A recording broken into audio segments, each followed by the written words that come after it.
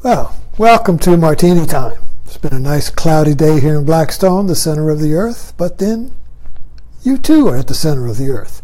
I'll keep saying that till you get it. So, we've been talking about various gods that I have here on my shelves. Shiva. I think we talked about Ganesh. This is the very famous Indian Hindu god, but it's a threshold guardian. In other words, if you want to get to nirvana, if you want to get to heaven, if you want to get to salvation, if you want to get to the promised land, if you want to get to maturity, if you want to get to what Jung calls individuation, if you want to get to your true nature, you got to go through one of these. You got to go through a threshold guard.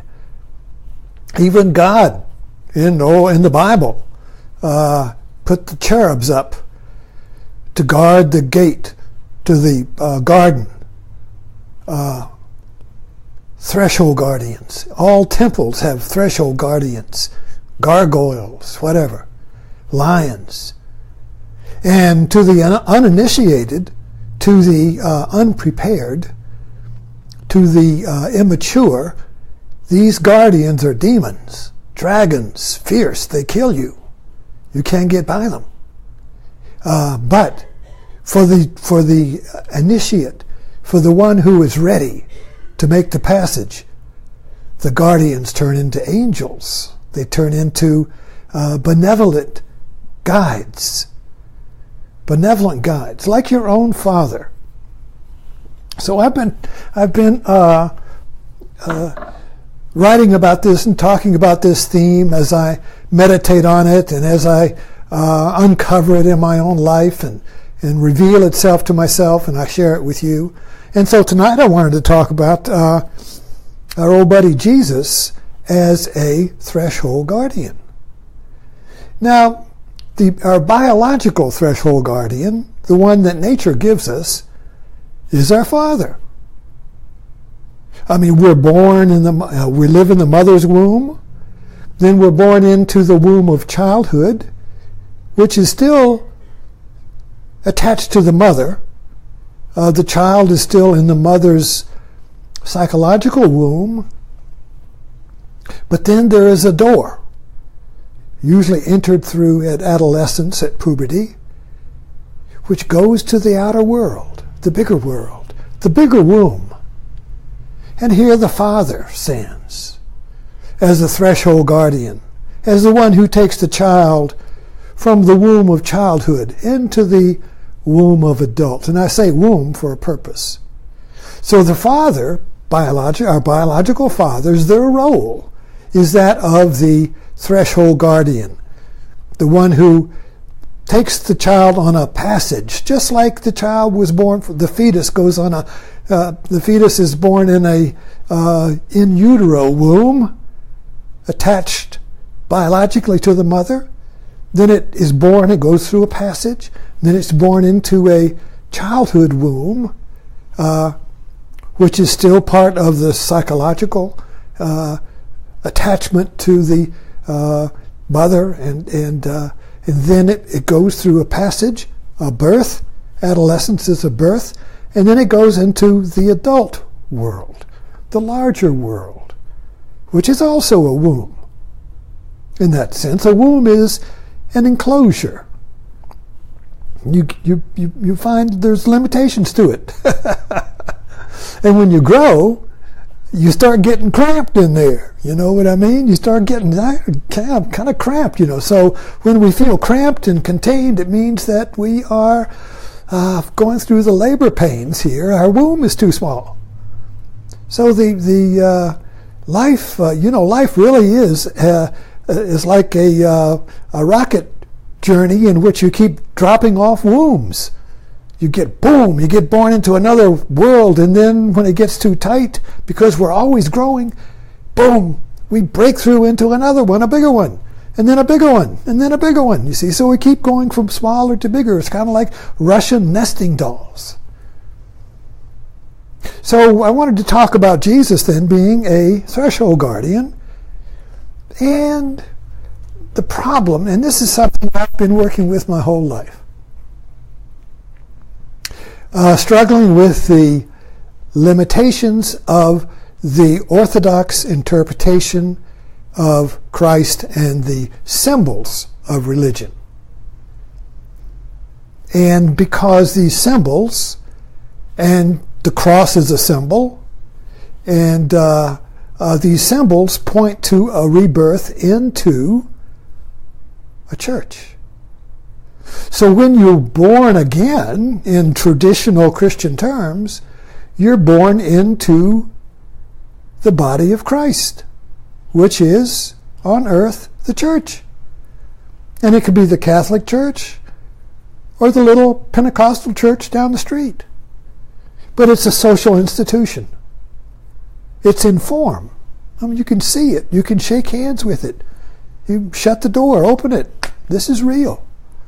So you're kind of like, Christ then becomes the threshold guardian into the church, you see. And we take that as being born again. But it's still into an enclosure. And today everybody is cramped by the church. I mean, it's just, I can't even move my arms, you see. There's more. And this is why the great conflict of the modern mind is the conflict between the church as a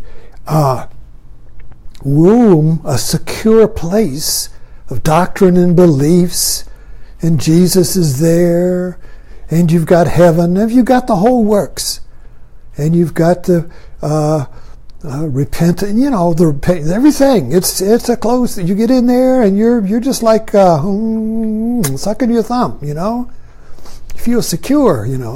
But then the world that we live in, called the secular world, the world of work and family and conflict and getting fired and argument and all of that, you see, is the womb of science. It's the womb of rational, empirical facts that are proven by consensus, experimental evidence, and then the theory that was true today gets disproven, and we're in another one. And even this world, if you study history, you see it's a progression of worlds. You got the world of the Middle Ages, and then that breaks apart, and the Newtonian universe is created, and we live in the Newtonian universe, and then Einstein comes up with theory of relativity. Now we live in the relative universe of Einstein, and now quantum physics, and now we're living in a quantum world, you see. So we keep living in these Russian nesting dolls of expanding worlds. But when we get born again into the church, that's it. There ain't no more worlds now. You're home, buddy. So you can see there's this chafing, there's this rubbing going on today between the secure world of the church and the fluid, changing world of the scientific world, which people call liberal humanism. So my evangelical sister-in-law was always at war with humanism, liberal humanism, you see. That was because the two worlds didn't match. The world of the church doctrine and the biblical symbols, the symbology, the symbolism of the religious world, you see, and it is symbolism, stories, biblical stories, and we tell the stories over and over again. You go to church and you tell the stories. You go to church and you study the Bible and you study the stories and you repeat the stories, Jacob and the angel, all yada yada, the Garden of Eden and all the words of Jesus and the story of Jesus and the cross and the resurrection, and we keep repeating it and repeating it and repeating it, you see. But then we leave the church and we go into this alien world. And we have to live in two worlds. One's rational, one's a world of belief. And I won't use the word faith here because I reserve that for something else. So there's a believed in world. And if you want to be saved from the confusion of humanism, if you want to be saved from the uncertainty of the modern world that's changing all the time, you don't know what's real, you see. If you want to be saved from that, and that is our own mind, you see, because our mind is the world and the world is my mind. I live in my own mind that has created the experiences I feel, you see. So when the mind is lost, you see, I want to be saved from that. So we go through the door into a safe world of religion. Now there's nothing wrong with that. But I'm just trying to describe something in how Jesus Christ as a threshold guardian fits into this. Now if you'll notice, and I always love this, there's this, here you have the Catholic Jesus, here you have the Protestant one. Here he's liberated. See, he's flown the coop. He's one flew over the cuckoo's nest right here. He's gone. Here, he's still suffering. He's still in the world suffering. Still hanging on the cross, you see. Still suffering. Now he's resurrected. Now he's crucified. Resurrected, crucified. Boom, boom, boom, boom, you see. And this is part of the symbolism of the threshold guardian. So this then is a symbolic, and these are symbols. I mean, this is not really Jesus. I mean, it's like metal, you see. So it's a symbol of Jesus. All right? So the symbols of rebirth is what we're talking about. What triggers the rebirth? Symbols do. What triggers labor? You know, I mean, the mother is going along, and suddenly, whoops, labor is starting, and she can't stop it. You know, it's something started it. Who knows whose idea was it? Nature's idea. But the rebirth, the psychological or the spiritual rebirth, is triggered by symbols. So we're looking at, you know, the womb birth, all right, and then we're looking at the physical birth, right, and then we're looking at the psychological birth into the adult world by the biological father, if we have a good one. He shows the child how to operate and function in the adult world, or he may not. But anyway, that's his role. But then after you get into the adult world, there is a spiritual birth, you see. So here's where, you know, put like here, you know, so here's the adult world of the world, right? And then there's and here's the threshold guardian, or if you prefer, Ganesh, threshold guardian, or if you prefer, a Buddha, threshold guardian. They're all threshold guardians.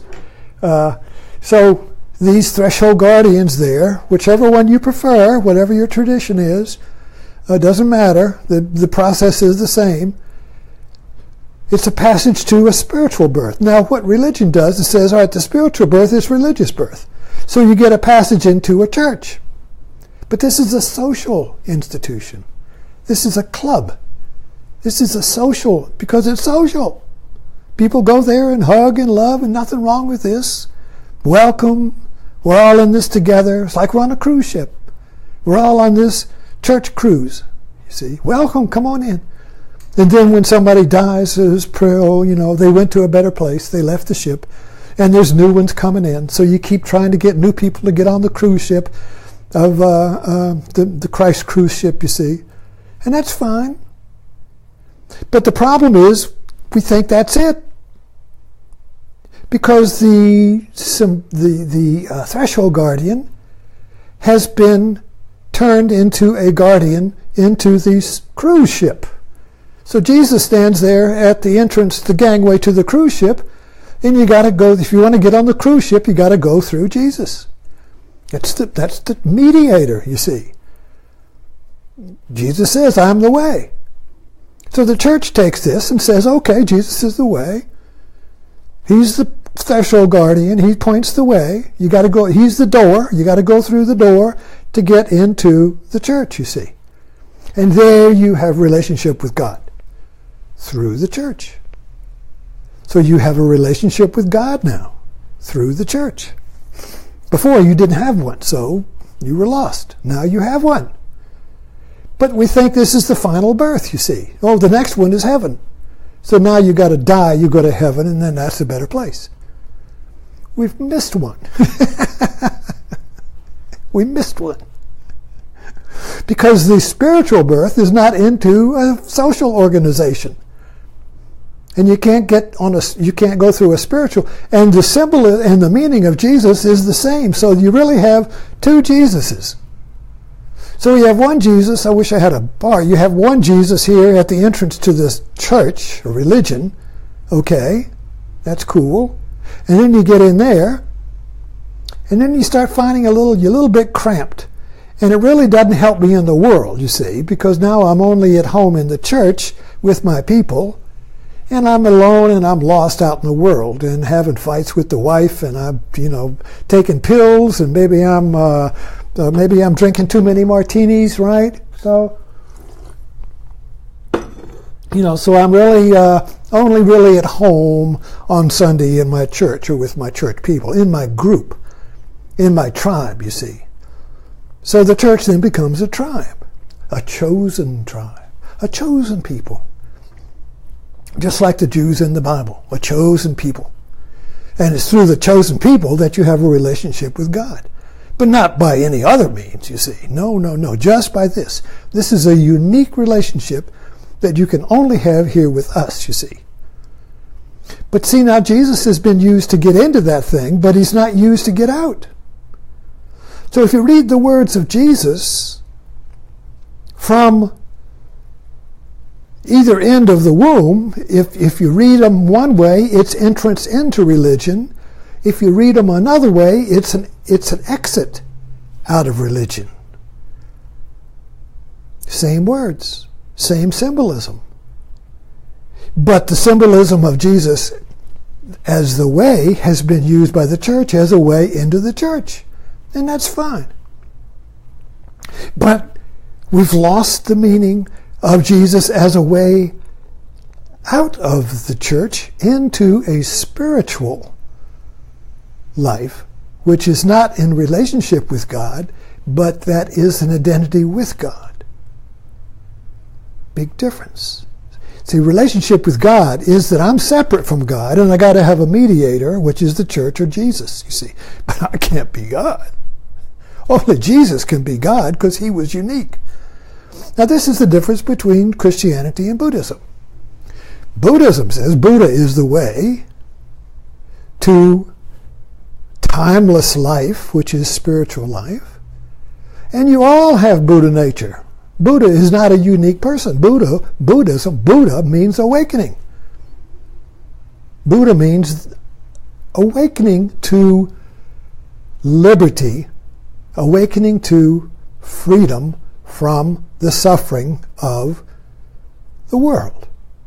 Now, we think that is in Christianity, well, you got to die to get that. You see, that's not even offered. Because you get out of church and you go back in the world and you have to drink martinis. So you see how this, check my time here. So we're looking at the symbolism of transcendence, which is the way out of the womb. Let's say it's how many births we got here? We got the birth from the fetus into the physical world. Then we got the birth out of childhood through the passage of adolescence into adulthood. That's one. That's two births. And then you got the birth from adulthood into the church, the religious life. That's one. That's three. Now there's a fourth one. The birth out of the birth out of the chosen people, the birth out of the tribe into true individuation. True individuation means that you stand alone. You're not dependent upon tribes, religion, philosophies, ideology, your past, your parents, nothing. Nothing. You're not dependent. They don't define you anymore when you're free. You're not defined by the past or by the group or by the doctrine or by the Bible or anything. You are a co-creator of yourself. You define yourself. And ironically, this is the mythology of America, where you define yourself. In religion, God defines you. How do you reconcile that? This is why we're in such a fix here. This is why we're in such social anxiety. Because faith in yourself has been separated and been faith in the church. So now I got to have faith in the church, but America says faith in myself. Follow your own dream, you see. These are contradictory. No wonder we're neurotic. So we have to figure that out. And I can't do it all tonight. Thanks for dropping in.